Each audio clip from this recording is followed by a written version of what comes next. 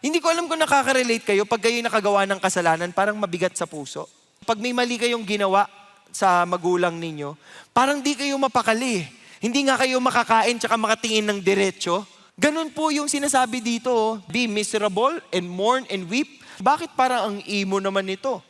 Ito pong sinasabi ni James, ito dapat ang ating reaksyon sa ating mga kasalanan.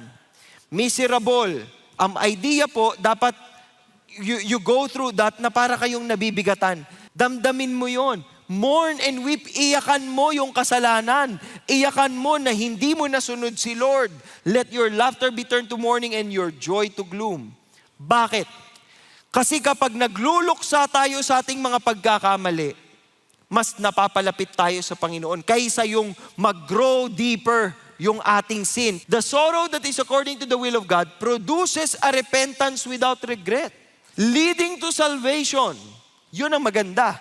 Pero yung sorrow of the world, it will only produce death. Pag mabigat ang kamay ng Diyos sa inyo, huwag nyo siyang awayin, huwag nyo siyang sisihin. Aminin ninyo, Lord, kaya mabigat ang kamay mo sa akin kasi ang laki ng kasalanan ko. Humihingi ako ng tawad. I repent of this, Lord God. Ganun ang repentance.